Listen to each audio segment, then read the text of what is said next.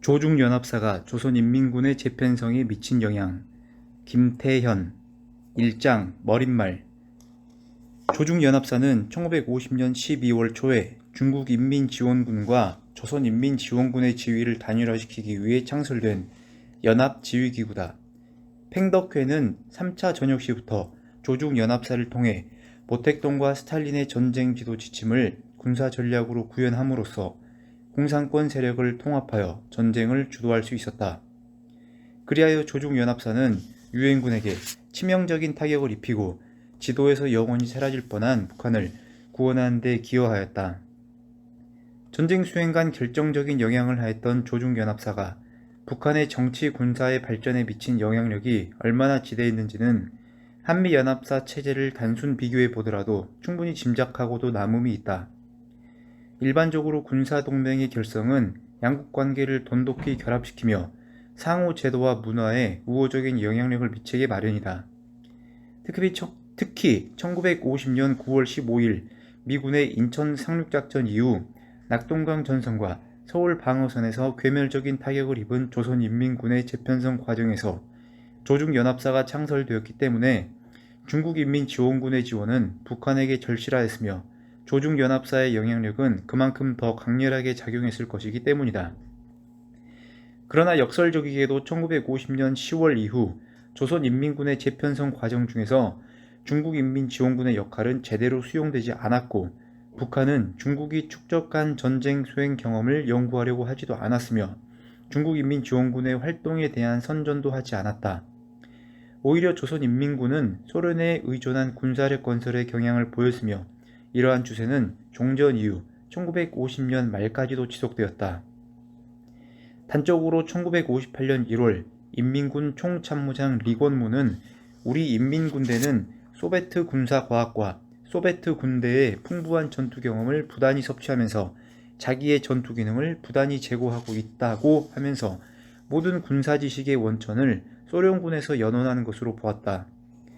이후 김일성이 소련과 중국의 전법을 기계적으로 반복하지 말라고 지시하였음에도 1960년대 북한 주재 소련 무관의 보고서를 보면 조선인민군은 소련군의 군사 정책을 그대로 답습하고 있음을 알 수 있다. 북한은 왜 1950년에서 58년간 전쟁에 개입하여 북한을 희생시키고 전후 복구에 결정적으로 기여한 중국인민지원군의 군사 노선을 조선인민군 재편성 과정에서 배제했는가? 적어도 표면적으로는 북중 양군을 공고히 유착시킨 것으로 보였던 조중연합사가 실제로는 어떠한 갈등의 동학을 가지고 있었던 것일까? 그렇다면 조중연합사를 둘러싼 양국 간의 갈등 구조가 1950년 10월 이후 조선인민군의 재편성에는 어떤 영향을 미쳤는가? 본 연구는 바로 이러한 질문에 대한 해답을 구하고자 한다. 조중연합사와 조선인민군 재편성의 상관관계를 다룬 연구는 아직 전무하다. 다만 조중연합사의 성립 배경과 발전에 대한 몇몇 연구를 통해 군사적 역할과 북중 관계의 갈등 상황이 단편적으로 언급되고 있을 뿐이다. 대표적인 연구로서 중국 군사과학원에서 발간한 항미 원조 전쟁사와 소련 군사고문단장 라주바이프의 6.25 전쟁 보고서는 군사적 관점에서 조중연합사의 성립과 전쟁 수행 간의 역할을 세부적으로 설명하였다. 한편 이종석은 조중연합사의 성립이 김일성의 국내 정치 권력의 공고화와 전쟁 수행에 미쳤던 영향력을 분석하였다. 양진삼은 북중 갈등 관계의 사례 연구로서 조중연합사의 기원과 발전을 북한의 내정 간섭 우려의 관점에서 분석하였다. 주목할 만한 연구는 1953년 6월 미 8군 전사연구소에서 작성한 중공군 5차 공세로서 이 보고서는 조중연합사의 발전 과정을 중국의 정치적 영향력에 대한 북한의 우려라는 관점에서 분석하고 있다. 본 논문은 바로 위의 연구 결과에서 주목한 김일성의 정권 안보의 관점에서 조중연합사령부가 조선인민군의 재편성 과정에 미친 영향을 구체적으로 고찰해 보고자 한다. 본 논문에서 주장하려는 바는 다음과 같다. 조중연합사는 김일성에게 외적 안보 위협에 공동 대응하기 위한 군사지휘기구 이전에 정권 안보를 위협하는 정치 개입기구로 인식되었다. 조중연합사의 창설은 김일성에게 작전 지휘권의 상실을 의미했으며 이는 곧 중국의 대북 영향력이 확대되었음을 의미했다. 중국은 조중연합사를 통해 북한 내의 연안계 정치 세력을 포섭하여 북한의 내정에 간섭하였고 김일성의 권력 체계를 위협하였다. 따라서 김일성은 군 재편성 과정에서 연안계 인사들을 권력 핵심에서 배제시키고 정권 안보에 충직한 만주파 중심의 지휘부를 구성함으로써 권력 유지의 도구인 군권을 장악하는 데 주력하였다. 또한 김일성은 신속히 작전 지휘권을 회복하여 중국의 영향력을 차단하기 위해 소련의 대중국 견제와 군사 지원을 등에 업고 전쟁 준비부터 일관되게 유지해온 소련 일변도의 군사력 증강에 더더욱 매진하였다. 2장 조중연합사의 기원 1절 지휘권 단일화의 문제와 조중연합사의 성립. 중국인민지원군의 참전 결정 이후 북한과 중국 간의 조중연합사 설치에 관한 논의는 1950년 10월 19일로 거슬러 간다. 중국인민지원군 사령관인 팽덕회는 1950년 10월 19일 신의주에서 박헌영을 만나 10월 21일 김일성을 대유동에서 조우하여 중국인민지원군의 출병 규모와 모택동의 작전 의도, 양군 간의 협조 문제 및 지휘계통의 통일 문제에 대해 협의했다. 여기서 김일성은 이것은 누구에게도 말하지 않은 건데 우리는 지금 세계 사단 병력을 보유하고 있을 뿐입니다. 라고 말하였다. 이에 팽덕회는 조선의 상황은 자신들에게 달린 것을 직감하고 작전의 주도권은 중국인민지원군이 맡아야 한다는 생각을 가지게 되었다. 반면 김일성은 중국 부대는 북한을 지원하는 임무를 가졌기 때문에 작전 지휘권은 당연히 북한 지도부에 귀속돼야 한다는 단순한 믿음을 가졌던 것으로 보였다. 이날 협의에서는 더 이상 구체적인 토의를 하지 않고 조선인민군과 원활한 협조를 위해 중국인민지원군 지휘부에 우선 박일우를 배치하여 부사령관 겸 부정치위원, 동시에 당위의 부서기로 임명하기로 하였다. 지휘권 단일화가 이루어지지 않은 채 실시된 중공군 1차 전역은 조선인민지원군과 중국군 간의 5인 공격을 초래했고 팽덕회는 통일 지휘가 절박한 것으로 인식했다. 이에 11월 7일 팽덕회는 박위루로 하여금 만포에 있는 김일성을 만나도록 하여 적후방작전, 배합작전, 포로정책과 함께 이에 관해 협의하도록 하였다. 그러나 슈티코프와 바실리에프의 지령을 받은 김일성은 참모를 파견하여 통신연락과 정보를 교환하는 것에 대하여만 받아들이고 연합사령부는 물론 조중 두 사령부를 근접시키는 것조차 받아들이지 않았다. 김일성과의 협의에서 지휘권 단일화에 대한 문제가 해결되지 않자 11월 11일 팽덕회는 김일성, 슈티코프, 팽덕회의 3인위원회 구성안을 모택동에게 보고하였다. 11월 13일 모택동은 이 문제를 스탈린에게 보고하였다. 11월 14일 모택동은 고강을 중국인민지원군 사령부로 보내 다음날 김일성, 슈티코프, 팽덕회와 함께 작전지휘 통일과 군사정책의 문제를 협의하도록 하였으나 최후 결정이 성사되지 못하고 2차 전역 후 다시 논의하기로 하였다. 이러는 도중 스탈린은 11월 16일 답전하여 중국이 양국을 통일 지휘한다는 데에 동의하였다. 2차 전역이 종료된 12월 3일 김일성은 북경에 도착하여 모택동, 주울레, 유소기와 회동하였다. 조선인민군은 이 무렵 5개 군단이 훈련과 정비를 마치고 중국인민지원군과 함께 작전을 시작하였다. 여기서 김일성은 스탈린도 전보를 보내 북중 양 군대 지휘 통일 문제에 대해 동의하였다. 중국인민지원군은 경험이 있기 때문에 중국 동지가 정의되고 북한 동지가 부가 되는 것에 북한 노동당 정치국 회의에도 동의하였다고 말하면서 조중연합사 창설에 동의하였다. 이에 따라 중국인민지원군과 조선인민군은 조중연합사를 창설하여 모든 작전 범위와 전선의 모든 활동을 지휘하도록 하고 후방동원, 훈련, 군정, 경비 등은 북한 정부가 직접 관할하도록 하였다. 철도 수송 및 수리 또한 조중연합사가 지휘하도록 하였으며 연합사령부는 중국인민지원군 부대사령부와 조선인민군 참모부의 2개 기구로 나누어 한 사무실에 함께 있도록 하였다. 팽덕회가 사령관 겸 정치위원을, 북한 측 김웅이 부사령관을, 박일우는 부정치위원을 맡았으며 조중연합사는 대외에는 공개하지 않고 대내 문서상으로만 사용하도록 하였다. 2절 김일성의 망설임, 군권에 대한 집착과 대중국 의심. 북한 정권이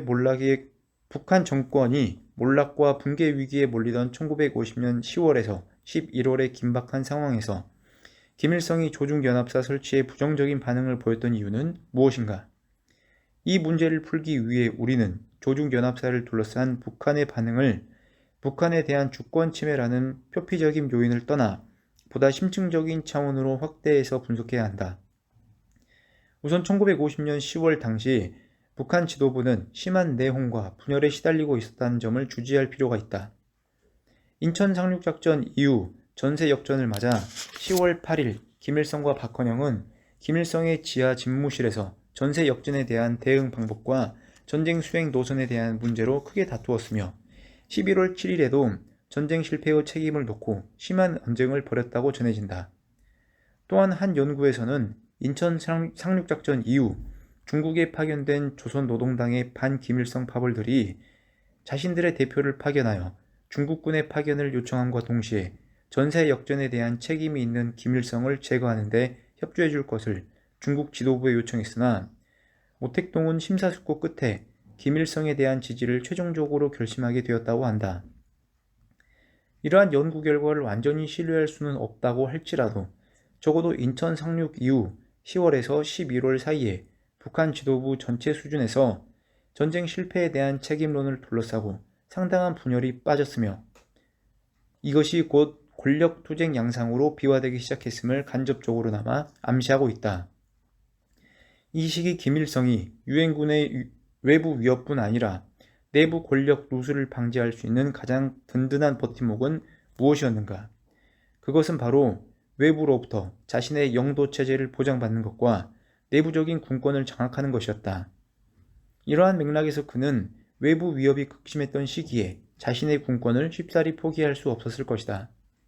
또한 김일성의 가장 본질적인 우려는 북한 지도부의 핵심을 이루고 있었던 김일성 라이벌인 연안파의 영향력 확대에 있었다고 볼 수 있다.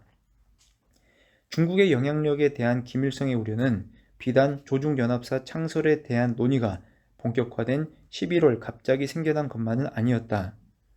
9월 15일 인천작전 이후 전세가 역전되어 호퇴를 하던 급박한 시기인 9월 21일 스탈린의 개인 특사 자하로프 대장도 김일성에게 중국에 대한 원조를 요청할 것을 권고했지만 북한 측은 이에 대해 처음부터 끝까지 아무 반응을 보이지 않았다. 북한은 일주일이 지난 9월 28일이 되어서야 정치국 긴급회의를 열고 소련과 중국에 대해 지원군을 요청한 결정을 내렸다. 이 급박한 시기에도 김일성은 중국보다는 스탈린 반응을 먼저 살피기 위해 9월 30일 전문을 보내어 소련 측의 직접적인 군사 원조가 필요하며 만약 그것이 불가능하다면 중국 및 다른 인민민주국가들에게서 우리의 투쟁을 군사적으로 원조할 국제의용군 부대를 창설해서 지원해달라고 제안하였다. 김일성이 국제의용군 형식의 파병을 스탈린에게 먼저 요청한 것은 바로 중국의 단독 개입에 대한 우려를 반증하는 것이다. 이는 김일성의 과도한 자신감과 낙관으로 북한 자체 역량으로도 충분히 당면 문제를 해결할 것이라고 생각했을 수도 있지만 중국의 북한에 대한 오랜 역사적 영향력 때문에 중국의 출병에 대해 우려를 가지고 있었다고 보는 것이 더 적절한 해석일 것이다. 따라서 김일성은 소련의 원조를 더 선호했으며 중국의 한반도 문제에 대한 개입을 최대한 피하고자 했다. 다른 한편 김일성은 심리적으로 과거 조선의 중국에 대한 역사적 조공관계에서 비롯된 주종관계 형성에 대한 두려움을 느꼈을 수도 있다. 이러한 불안감의 이면에는 그 자신이 과거 만주 항일투쟁 시기 중공 지도부의 명령을 받던 동부항일연군 사장 출신이라는 일종의 자격지심이 자리잡고 있었을 것이다. 또한 1935년에 민생단 사건과 같이 중국인이 지휘권을 장악할 경우 북한이 또 다른 유형의 차별과 마찰에 시달릴지 모른다는 우려감이 혼합되었을 것이다. 이러한 김일성의 개인적인 경험과 연안계라는 현실 정치적 위협의 결합이 조중연합사 창설에 대한 무의식적인 반감과 우려로 연결되었다는 점은 어렵지 않게 추론할 수 있다. 3절 김일성의 선택, 조중연합사의 성립과 소련의 견제. 11월 중순까지만 해도 조중연합사의 창설에 소극적 반응을 보이던 김일성이 11월 말부터 입장을 바꾼 이유는 무엇인가? 김일성이 11월 말부터 찬성 입장으로 선회한 데에는 당시 전황이 중공군 측에 보다 유리하게 전개되고 있었으며 조선인민군이 차츰 전투력을 복원함에 따라 자신감을 회복했다는 점, 그리고 스탈린의 중재가 결정적으로 작용했다는 점을 들 수 있다. 즉 김일성은 공산권에 유리하게 전개되던 군사적 상황에서 중공군의 남한 진격을 부추기고 실리를 취하기 위해서는 명분에 얽매인 논쟁보다는 현실적인 전략을 선택할 필요가 있었다. 당시 중국인민지원군 부사령관이었던 홍학진은 조선인민군이 12월 초 38선 이남에서 복귀한 병력을 재편성하여 총 3개 군단이 전투력을 복원하고 중공군에 의한 2차 전역이 성공적으로 전황이 풀림으로써 김일성은 적극적으로 참전시켜 달라고 조르는 지경이 되었다고 당시 정황을 설명했다.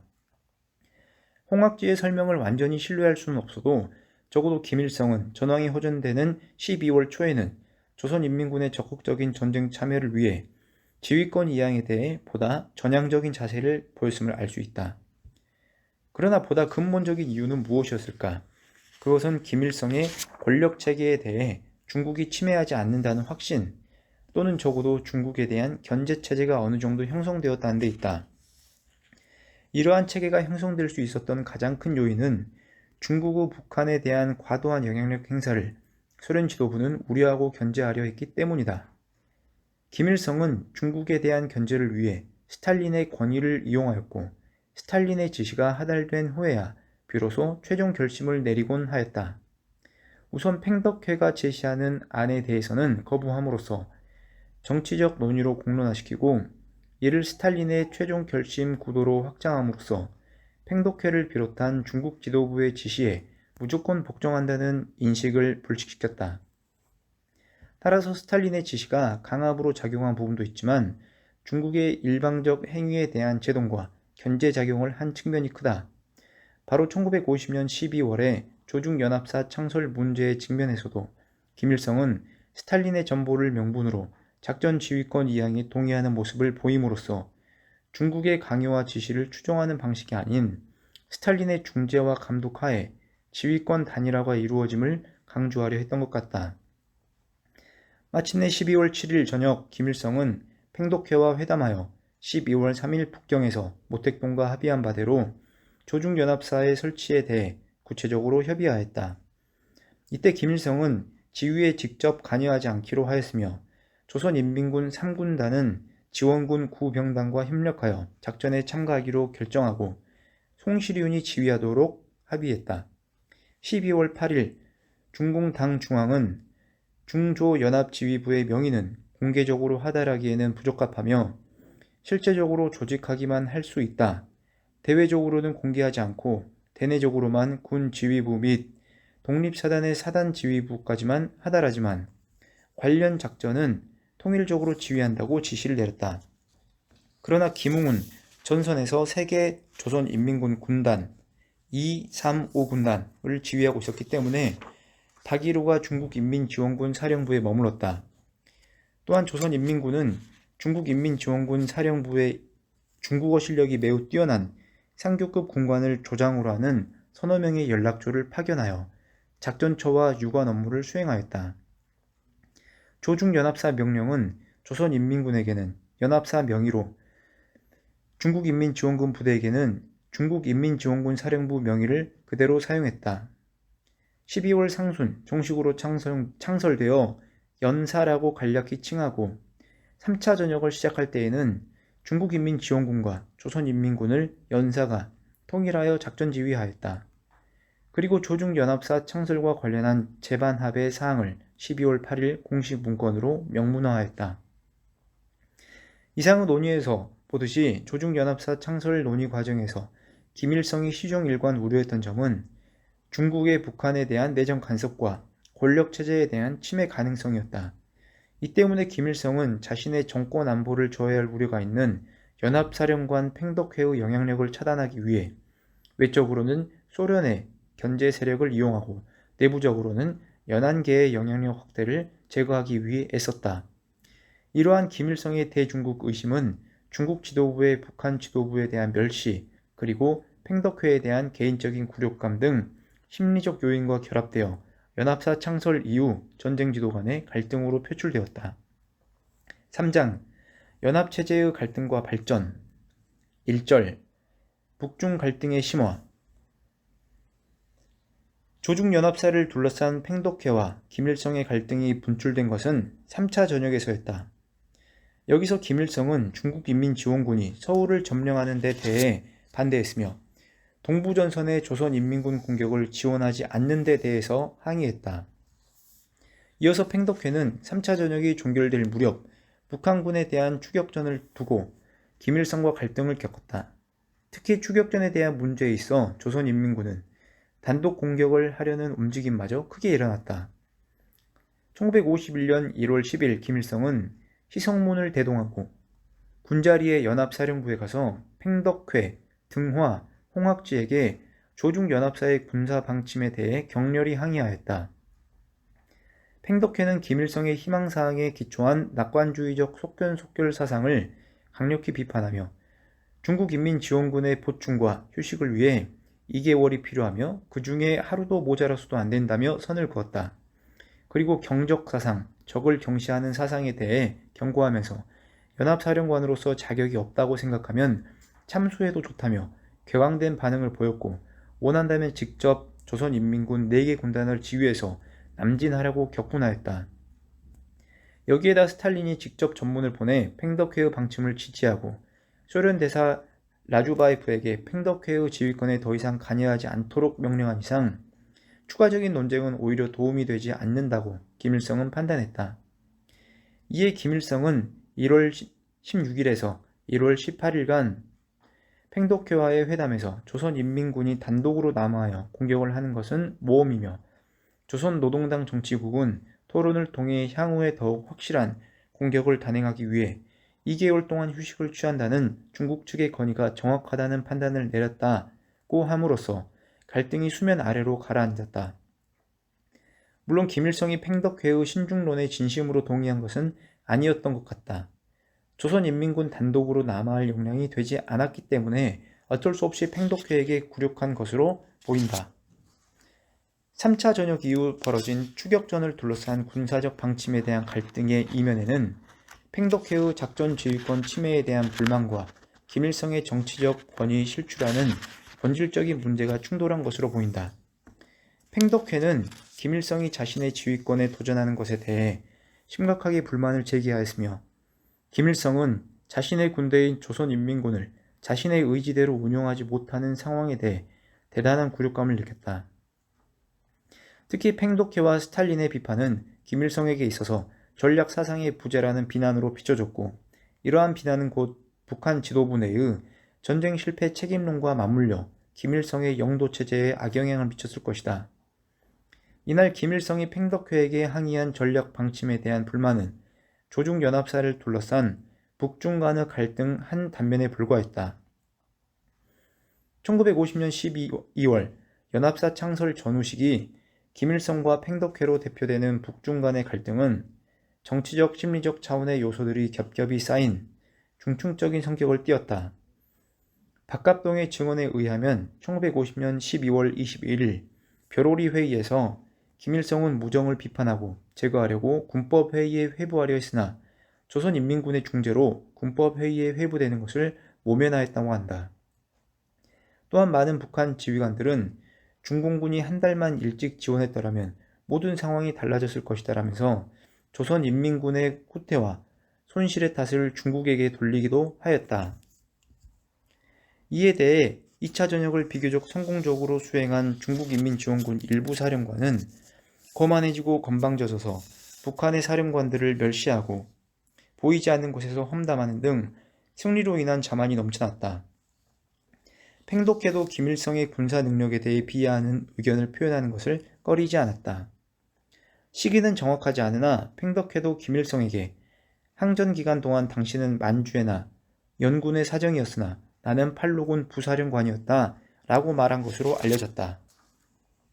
또한 김일성은 팽덕회를 만나보기 힘들었으며 언젠가는 김일성이 팽덕회의 사령부에 갔을 때 중국인민지원군 보초에게 제지당한 후 장기간 억류당한 사건도 있었다. 이러한 행위들은 중국 지휘관들의 북한 지휘권에 대한 명백한 조롱이었다. 이러한 정황들로 볼 때 김일성은 작전 지휘권 상실과 함께 자신의 정치적 체면에 심대한 손상을 입었을 것이다.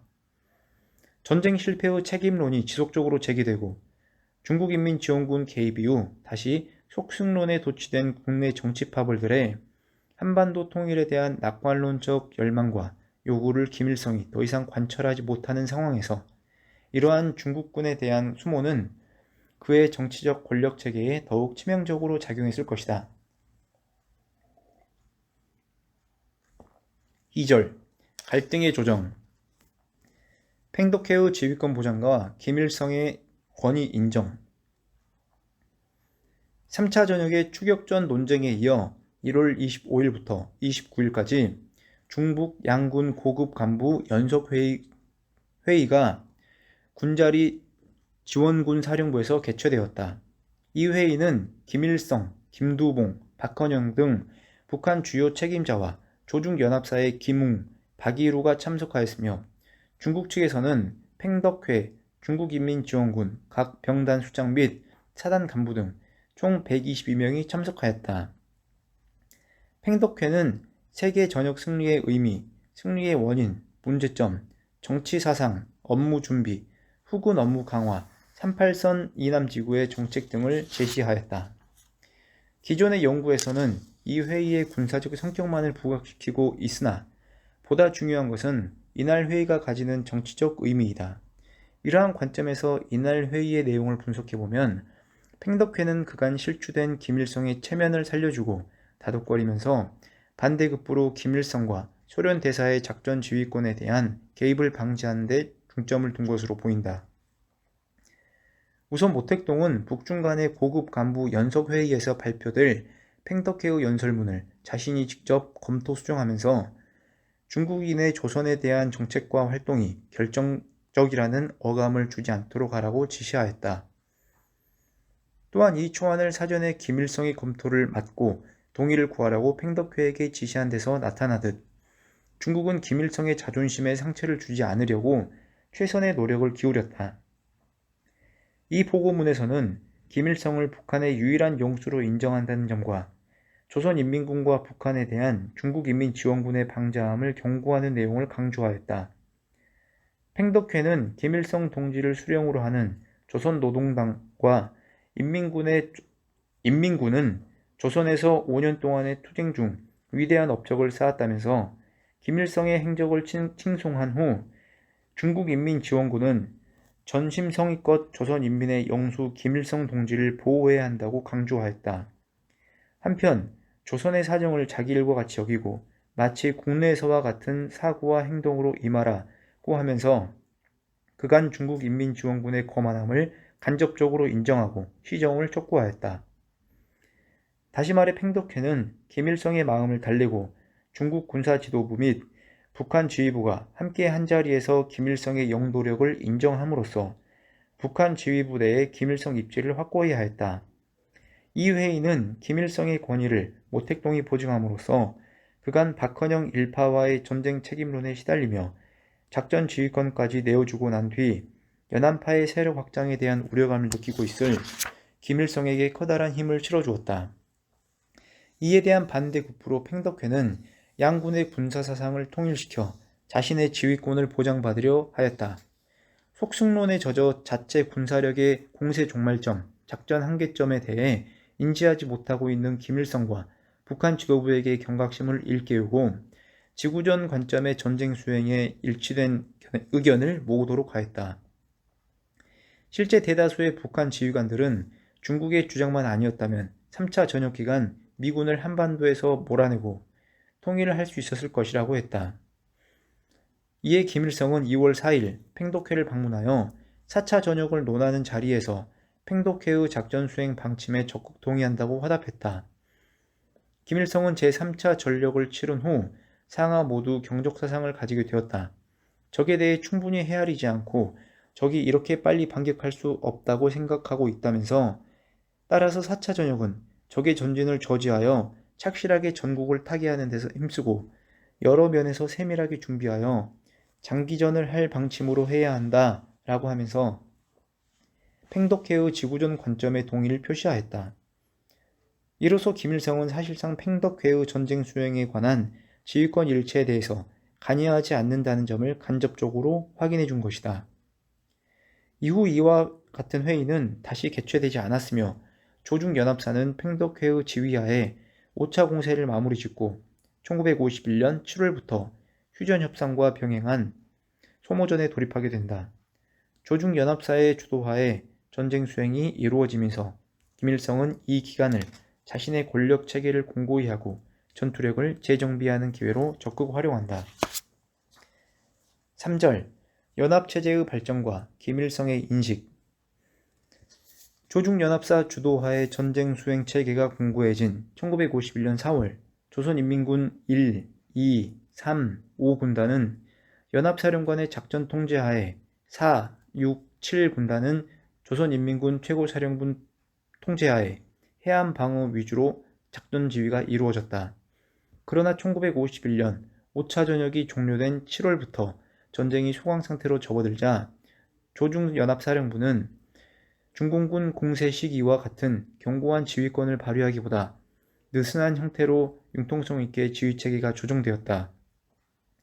특히 팽독회가 1952년 4월 본국으로 귀환하면서 조중연합사의 실질적인 위상은 많이 약화되었고 중국인민지원군이 대리사령관 체계로 접어들면서 김일성의 영향력이 확대되었다.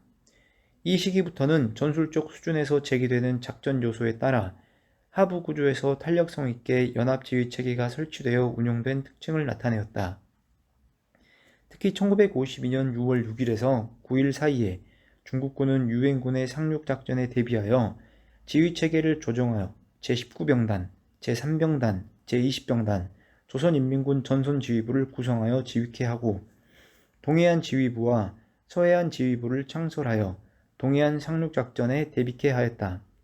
1952년 12월부터 전면전 확대 논의가 거세지자 조중연합사는 후방 양측방에 대한 상륙작전의 가능성을 크게 보고 북한 지역의 동서해안에 대한 방어력을 강화하게 된다.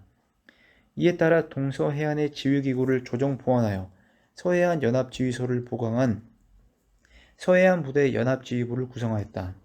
이러한 전술적 차원의 지휘 통일은 공군에도 적용되어 조중 공군연합사령부에도 제의되었다.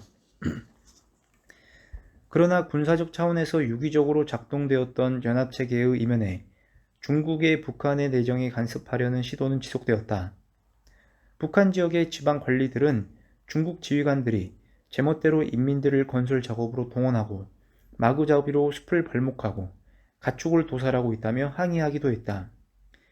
한편 중공군은 북한 인민군들의 열악한 조건을 비하하고 북한 당국의 정권을 비판하는 보고서를 중공중앙위원회로 보낸 한편 인민군의 핵심 지휘관을 포섭하려고 노력했다. 조중연합사에 파견된 북한 대표인 박이루가 대표적인 인물로서 중국은 박이루를 김일성에 대한 견제 세력으로 활용하려 했다. 이에 대해 김일성은 박이루가 조선노동당의 통치 권위를 무시하면서 당위에 군림하려고 한다면서 마치 모택동의 개인 특사인 양 행동한다면서 격분하기도 했다. 조중연합사와 연안파는 김일성의 단순한 심리적 우려를 넘어 상당한 결속력과 권력 공조 관계를 형성하였다. 김일성은 북한군의 중공군에 대한 지속적인 예속화를 통해 발생하게 될 정치적 비용을 극히 우려했다. 김일성은 이러한 두려움 때문에 조선인민군의 신속한 전투력 복원과 함께 작전 지휘권을 회복함으로써 중국의 내정 간섭을 차단하고 권력의 핵심 기제인 군권을 공고히 하는 데 주력하게 된다. 이러한 김일성의 노력은 중국의 영향력을 차단하려는 소련의 의도와 결합되어 조선인민군의 소련 일변도의 군사력 건설로 이어진다. 이에 따라 1950년 말부터 51년 초까지 조선인민군의 전투부대들에 대한 완전한 작전 지휘권을 행사하던 조중연합사는 조선인민군의 전투력이 복원되면서 차츰 그 기능이 약화되었고 1953년 6월에 와서는 양군 사령부가 대등한 위상을 갖게 되었다. 4장 조선인민군의 재편성 1절 만주파 중심의 지휘구조. 조중연합사 창설로 중국의 영향력 확대를 우려한 김일성은 연안파의 세력을 차단하고 자신의 군권을 강화하기 위해 노력했다. 물론 한국전쟁 이전에도 김일성은 조선인민군의 수뇌부를 만주파 출신 위주로 보직시켰다. 그에게 있어 군은 외부의 위협으로부터 국가의 생존과 주권을 담보하는 외적 기능보다도 자신의 권력을 공고히 하는 정치 권력의 유지와 안정의 기제, 즉 권력 확립의 도구였다. 김일성이 해방 이후 북한의 정권 형성의 초기에 주도권을 장악할 수 있었던 것은 바로 조선인민군에 대한 군권 장악이 결정적인 역할을 했으며 이후에도 절대 권력을 행사하는 정통성이 되었다. 다시 말해 김일성에게 정치 권력의 장악이란 곧 조선인민군에 대한 절대적 통제를 말하는 것이었다. 이러한 이유로 해서 김일성은 자신의 경쟁자를 의식해 6.25 전쟁 발발 전 전쟁 계획 수립 시에도 의사결정 과정에서 연안계를 철저히 배제해 왔었던 것이다. 이러한 맥락에서 조중연합사는 김일성의 정권 안보에 대한 심대한 도전으로 간주되었다. 우선 조중연합사 창설 초기 파견되었던 박일우와 김웅이 중국을 등에 업고 독자 세력화할지도 모른다는 우려가 생겼을 것이다. 이러한 염려는 비단 김일성뿐만 아니라 소련에게도 심각한 관심사로 작용했다. 또한 연안계 출신의 군 고위직 군관들의 두드러진 능력이 이와 결합된 또 다른 우려로 작용했다. 전쟁기 연안계 출신의 지휘관인 5군 단장, 1군 단장 등은 만주 팔치산 출신인 2군 단장, 3군 단장, 6군 단장, 7군 단장에 비해 작전 수행 능력 면에서나 인품 및 부대 통솔력 면에서 탁월한 능력을 발휘했던 것으로 평가된다. 따라서 1950년 12월 21일 제3차 중앙위원회 보고에서 김일성은 6개월의 공세 기간과 그 과오에 대한 비판에서 연안파에 대해서 가장 증오에 찬 공격을 퍼부었으며 그중 그의 라이벌인 무정을 무력화하는 데 집중한다. 조선인민군의 전쟁 수행에 대한 전략적, 전술적 과오에 대한 반성으로 잘 알려진 이 벼로리 회의는 단순한 군사 전략적 함의보다는 김일성의 정치적 경쟁 세력에 대한 척결이라는 정치적 의미가 더욱 크다. 이러한 연안파에 대한 시기와 견제는 1951년 군자리 회의에서 행한 김일성의 방우산에 대한 비판에서도 여실히 엿보인다.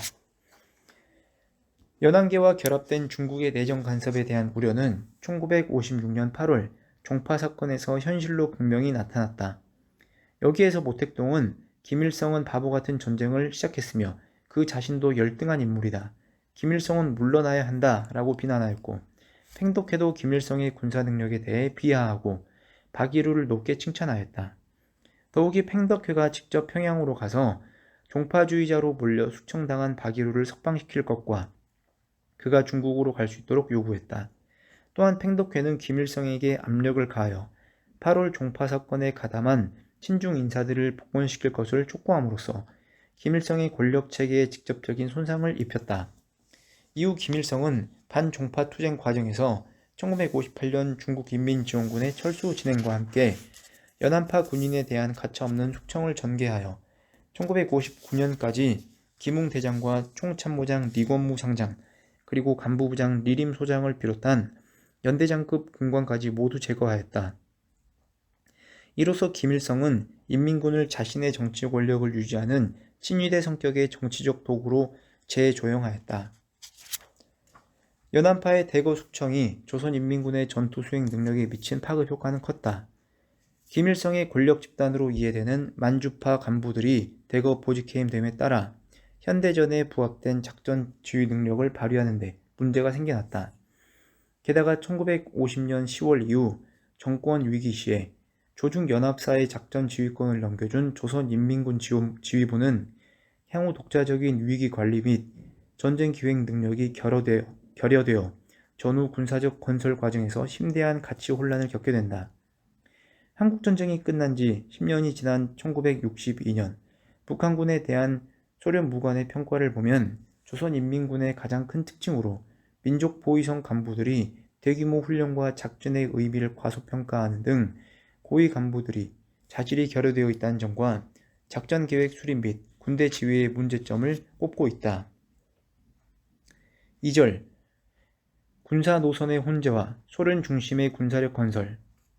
조중연합사 창설 최종 합의 시 모든 작전 범위와 전선에서의 활동은 조중연합사에게 위임하고 북한 정권은 후방동원, 훈련, 군정, 경비만을 담당함으로써 작전에 관련된 군사적 지휘 문제에 대해서 김일성은 일체 관여할 수 없었다. 즉 김일성의 권한은 조선인민군의 재편성과 재조직에 중점이 있었다. 따라서 김일성은 조선인민군의 신속한 양적 증강에 총력을 기울였다. 그는 신속히 전열을 정비하고 독자적인 전쟁 능력을 구비함으로써 작전 지휘권을 회복하고자 했다. 군사 지원을 이행할 수 있는 능력을 보유한 유일한 우방인 소련의 도움이 절실했다. 이러한 김일성의 욕구는 중국의 대북한 영향력을 우려한 소련의 의도와 맞물려 충족될 수 있었다. 소련이 군사 고문단을 통해 대대적인 군사 지원을 함으로써 북한군은 교육훈련, 교리, 전술력 행동에 관한 부대 훈련뿐 아니라 간부 양성 교육에 있어 철저히 소련식으로 이루어졌다. 따라서 조선인민군은 거대병에 오염되어 이들은 모두 우리 소련 군대를 그대로 모방하려고만 하는 소련식 일색이 되었다. 이에 조선인민군은 1950년 10월 소련 군사고문단의 주도하에 북한 북부 지역의 3개 군단사령부 예하에 9개 보병사단과 특수부대를 창설했고 이 부대들은 무장, 훈련, 조직을 강화하기 위해 만주 지방으로 이동하였다. 전황이 급박한 가운데서도 5개월 교육 프로그램을 준비하여 미군과의 지난 전투 경험을 토대로 산악 조건에서의 포위 및 적 후방 돌파와 연계된 소부대 훈련을 실시한 이후 1951년 1월에는 부대들이 자체 무기를 보유하는 수준에 도달하였다. 조선인민군은 1951년 1월 1일부터 4월 1일까지 52개 부대 및 기관을 해체하여 전투지원부대의 조직 편성과 정원 구조를 정리하고 과잉의 상부 구조 내에서 후방시설을 해체함으로써 지원 관계를 향상시켰다. 이로써 조선인민군은 1951년 4월에 이미 총참모부, 최고사령부, 각 병과사령부 등의 지휘체계를 정비하고 전선사령부 및 이하 4개 군단 1, 2, 3, 5군단 그리고 4, 6, 7군단을 포함한 총 7개 야전군단을 편성 완료하여 전투 임무 수행 능력을 구비한 상당한 수준의 전투력을 구비하게 되었다. 그러나 양적 팽창을 지향하던 김일성의 군사력 증강 방침은 순탄하게 진행되지 않았다. 이 시기 조선인민군의 재편성 과정은 최일선의 작전사령관인 팽덕회의 전쟁 수행이 필요한 연합작전 소요와 후방지역의 해안 방어에 소요되는 전투력을 고려하여 모택동과 스탈린의 의도에 맞춰 조정되었다. 물론 김일성은 이때도 팽덕회의 의견에 고분고분 따르지 않았다. 김일성은 스탈린의 지시에는 민감하게 반응하면서 팽덕회의 영향력을 무력화하려고 하였다. 예를 들면 1951년 1월 16일 모택동이 김일성에게 만주에 훈련받는 병력 10만 명을 춘계 공세를 대비하여 조선인민군의 각 군단으로 배속해야 한다고 하면서 부대를 15개 사단으로 감축할 것을 제안하였다. 이에 팽덕회는 1월 19일 김일성과 이 문제에 대해 논의하였으나 군단 편성의 세부적인 방법에 대해 마찰을 빚는다.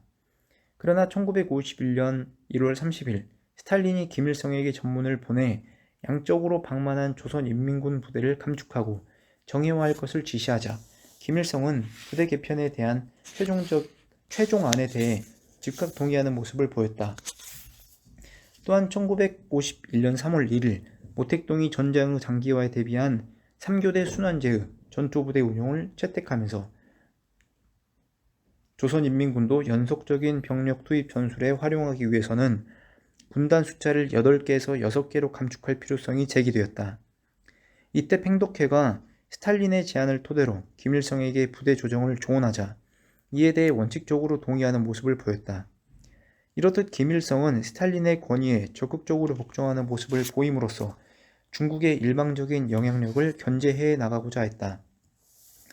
그러나 결과적으로 볼 때 조선인민군은 팽독회의 작전 소요 제기를 감안한 형태로 구조가 조정될 수밖에 없었고, 이에 대한 교육과 장비 지원은 소련이 담당하는 형태를 띠었다. 이처럼 연합사 체제 하에 김일성의 군 재편성 간 당면한 최대의 딜레마는 조선인민군의 양병과 용병이 이원화되었다는 데 있었다. 다시 말해 현대 정규전을 기초로 소련식으로 무장되고 훈련된 병력들이 유격전을 구사하는 팽독회의 전쟁 지휘 하에서 작전 활동을 해야 했기 때문에 조선인민군의 사상과 행동에 혼란이 발생할 우려가 있었다.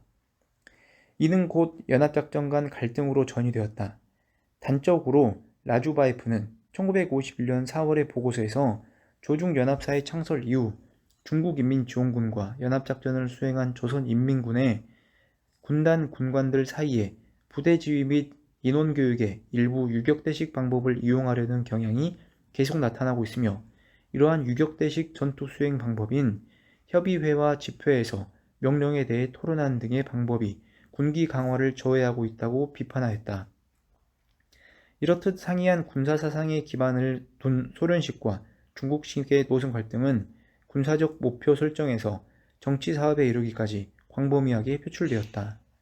이러한 노선 혼란은 김일성의 속승론에 대한 열망과 소련 군사고문단의 야전 실상에 대한 이해 부족, 그리고 연한기에 대한 의혹 등과 결합되어 중국에 대한 불만으로 표출되었다.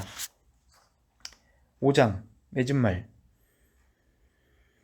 본 연구를 통해 조중연합사는 조선인민군의 재편성 과정에 지대한 영향을 미쳤음을 확인할 수 있었다. 조중연합사가 창설 단계부터 북중 간의 긴장과 갈등을 유발했던 것은 무엇보다 김일성의 정권 안보와 밀접한 연관이 있었기 때문이다. 조중연합사의 창설은 곧 북한 연합파 세력의 영향력 증대를 의미했기 때문에 김일성은 군권 장악에 더 몰두하지 않을 수 없었다. 정전협정 이후에도 북한에 주둔했던 중국인민지원군은 북한의 내정에 지속적으로 간섭하였다. 중국인민지원군은 북한의 제도와 관습을 무시하고 거만하게 굴었기 때문에 점령군으로 인식되었다. 이에 김일성은 중국이 지원군을 파병했다는 이유만으로 국내 연합파와 결합되어 영향력을 행사하는 것을 더욱 철저히 견제했다. 바로 이러한 중국의 영향력을 배제하기 위한 김일성의 노력이 최고조에 달하는 시점인 1958년에 중국인민지원군의 철수가 이루어졌다. 다른 한편 중국의 내정 간섭과 정권 안보에 대한 침해 우려 때문에 김일성은 외부적으로 소련의 견제가 필요했다. 이러한 배경에서 조선인민군의 재편성은 더더욱 소련 일변도로 기울어졌다. 당시 조선인민군에게 교육훈련과 장비를 지원할 능력이 있는 유일한 우방이 소련이었다는 점도 매우 중요하게 작용했다. 김일성은 1954년 11월 중앙위원회 전원회의에서 연설에서 소련군을 위대한 소련군대라 치켜 세우면서 소련군을 모델로 한 군사현대화를 강조하였다. 이에 따라 1951년부터 59년까지 각종 소련 군사학교에서 수학한 북한 군인의 수는 약 1,500명에 이르렀으며, 소련의 대대적인 군사 지원에 힘입어 1950년대 인민군은 지상군과 공군 전력면에서 남한군에 대해 질적인 우세를 달성할 수 있었다. 이처럼 1960년 초까지도 조선인민군에 대한 군사고문단은 소련군만으로 구성되어 중장을 고문단장으로 하는 대사관 무관실이 막대한 기능과 영향력을 행사하는 등 북한군은 소련의 경사된 군사력 건설을 추구하였다. 그러나 실제 조선인민군은 조중연합사의 작전 경험을 통해 군사현대화, 보급의 중요성, 정치사업의 중요성을 인식하게 되었고, 이것이 훗날 조선인민군의 독자적인 전략사상체계를 정립하는 많은 영향을 끼치게 되었다. 김일성 스스로도 현대적 군사기술과 방어진지 공사, 사상의식 중요성, 정보공작과 와해사업의 중요성을 강조하면서 고기가 물을 떠나 살 수 없는 것처럼 유격대가 인민을 떠나 살 수 없다는 모택동의 군사사상을 무의식적으로 수용하기도 했다. 따라서 군사 사상의 관점에서 연합작전간 조선인민군에게 자연스럽게 이식된 무형 군사력을 분석함으로써 북한이 주장하는 주체 전략의 실체에 보다 가까이 접근할 수 있을 것이다.